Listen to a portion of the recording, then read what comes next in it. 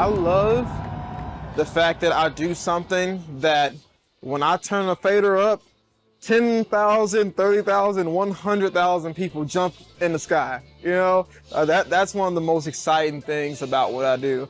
Even like to this day, like I still get little shivers and goosebumps sometimes. My name is Ricky Ashford. I'm the front of house engineer for ASAP Rocky out here on the Red Hot Chili Pepper Stadium Tour.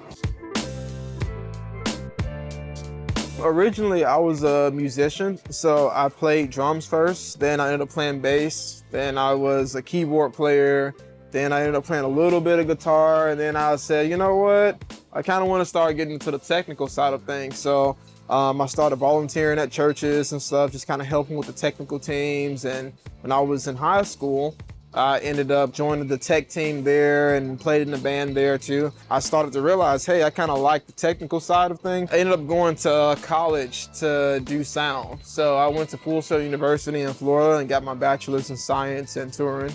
So I ended up going to school to do sound, and now I'm out here doing it. I think some of the biggest requirements for him is having a lot of dynamic plugins and effects to keep everything tamed, because there's a lot of movement going on. It's a lot of different types of variables happening through the show.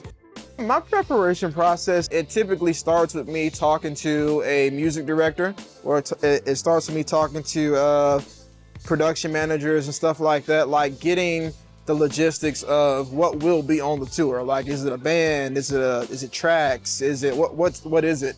And that lets me know how I need to preparate my files and stuff. So after I know all of that information, I can actually say, hey, I need this, I need that, I need this type of console, I need this type of gear, these microphones. And then I'm actually at home a good amount of time just getting my file together. So that's really the preparation process before I even get to rehearsals. This show is one of our first shows where we've had very consistent gear. I've been using the same exact console for this actual gig. So when you have more consistency and you use the same thing every day, you can build and build and build and, you know, really fine tune some things.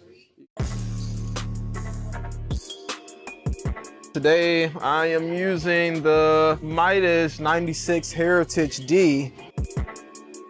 I'm not using any external gear, which is crazy, because I'm actually getting a pretty good result out of the console without having to need to use any external gear. So on the inside of the console, it had some pretty decent plugins, I was actually blown away at some of the reverbs. Some of the stuff that's on the console is actually really good. Some of the dynamic compression stuff, some of the dynamic EQs, the distressor. So you got some really good reverbs on there. It's a lot of stuff on it that's really good. This desk is not only clean, but it's very saturated as well, which I like. I've been mixing about 10 years now. I'd say throughout all the years of me doing this job, I think one of the most important things is your personality. It's a lot of stuff you deal with every day that if you don't really like this job and you don't really want to do it or have a heart for it, you quit. You'd be like, you know, I don't want to do this anymore.